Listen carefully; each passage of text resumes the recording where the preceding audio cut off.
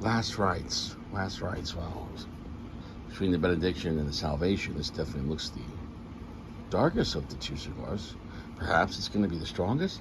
See, the darkness of the wrapper has nothing to do with the strength of the cigar, but I can't stress it enough, though. Although it does help it out a lot. But the direction of the cigar, the direction, the wrapper, I can't stress enough, is going to direct the flavor. And I can't stress enough what's behind it, especially the filler.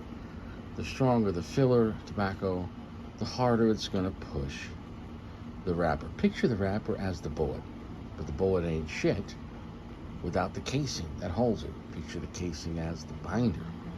Then picture the filler. The filler is the powder. All three things are important to maintain the pressure, right? You have the proper kind of binder, proper kind of casing, right? Head spacing. And then to push the propellant to where you want. Push it too hard, though. That bullet might disintegrate on impact. Push it too soft, I don't know, a squib load. My point is this. The filler pushes what the wrapper is. The binder, in a way, is the difference between. Maybe it's not even important, though it kind of is. I feel like the binder sometimes can affect more the wrapper or the binder, or the filler, depending how it interacts. For example, if you have a very strong type of wrapper, right, high priming, very strong wrapper,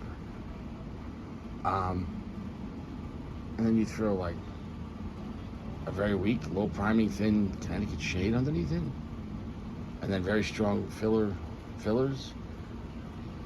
How much is that Connecticut shade going to be overruled by the fillers behind it and the wrapper on top of it? So, you know, in a way, I think the binder, in my opinion, could give a cigar maybe a uniqueness to push a wrapper in a certain way.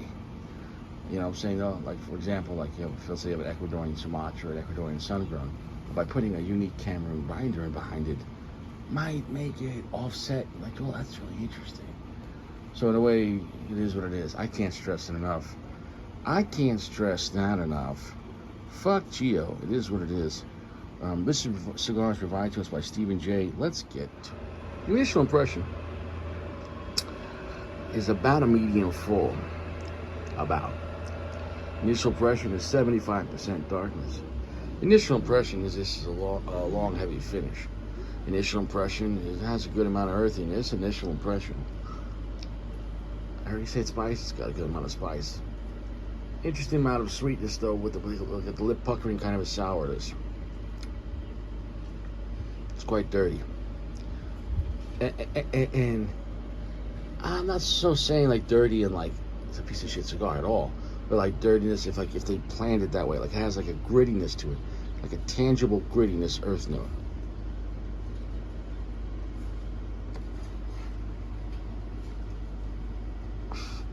Right there, picked up. Oof, oof, oof, oof, oof. Heavy, medium, plus. Oof. You got your last rites right there. With your evil. Oh, oof, oof.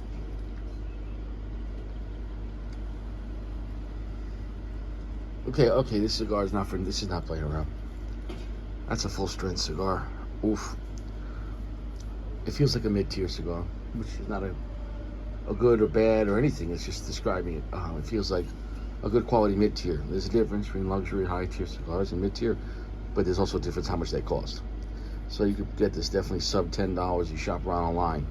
So it's a good mid-tier cigar at stores, whatever. So you can shop around on these. This is the strongest of the three. The Benediction and Salvation. This is just a totally other category. This cigar, I can't recommend this for newbies. And for everyone else, you got to be in the kind of mood for this. This is wowza.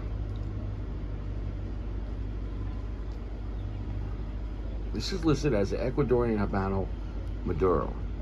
Kind of unique. You don't always see an Ecuadorian Habano going through a Maduro process. See, Maduro is a process. Okay? Do I like this cigar? I do. Wow. So it's got a very dark, semi-sweet chocolate note.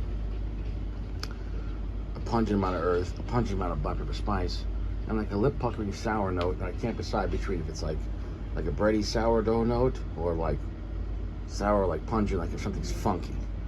Like if you had some fruit and it went, you know, bad, or fermentation and like it's sour. So it's got that going on for it. It is strong. Wowza. Right now, that got darker. That's at 80% darkness, and we're at full strength. So,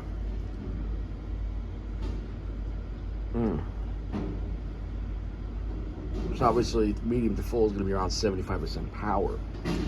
Being at full strength, this is not medium full to full. This full strength. This feels like a 90% strength type of cigar. Like this, oof. Dark, strong, very heavy, long, heavy finish. All that combined, it's not for most people. But for people that want to get punched in the nuts twice, buy this once. Well, dark, deep, rich, charred wood notes, dark earth, a semi-sweet dark chocolate note, good amount of black pepper spice, with a long, heavy finish. And it has a slight grittiness to this. I between the three, I would still prefer the Salvation, and not just. I mean, it's not about which blend, what profiles I like the most. As far as like, do I prefer darker, lighter blends? I'm just saying the Salvation was the better of the three as far as I think just overall quality of the blend. We're not talking about profiles at all, just the overall cigar. But this is enjoyable if you have the small situation of liking a dark, strong, heavy cigar.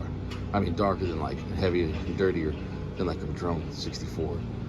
So it's grittier. So I mean, it's if something you want, we kind of want to go full AJ, but this some redeeming qualities. It's not. There is some sweetness to it, but it's you're gonna clench your asshole a little bit on this. Don't eat dairy or spicy food first, or be within 10 yards of a bathroom, because this thing is blood cold. Well, this cigar we're getting to the last third. It's gonna be a 4.4. It's better than the Benediction, but not as good as the Salvation. And I mean that just as point-wise. But how I'm scoring it. But as far as it's the strongest and darkest of the bunch and the heaviest, and has a slight grittiness to it, and you might like that if you're in that kind of mood. So if you want to go kind of full AJ, but it's not a bad cigar. I think something like this might age well. I think a box of this sitting around for 2 or 3 years. Wow, that is loud. Okay, buddy. I think 2 or 3 years on this might smooth it out, and it's still going to be very strong. But I am enjoying it. It's going to be a 4.4. I think it's a very good cigar, but not a super high mark, but a solid, very good cigar that can be enjoyed if you want a dark, strong, heavy cigar. Something like that, long, heavy finish. Not a good transitional cigar. So it's going to be a quick review on this. I appreciate Stephen J for sending this to me. So between the three, number one is the Salvation, then Last Rites, then the Benediction. We have 2 left. We'll see what happens. But this is the strongest and darkest of the bunch. If that's your category, then check this out. It's not my favorite, like Blackwood Studios or Black River Trading Company, but it still is a solid offering and offers some unique flavor that you might like. So see you around. And fuck Gio.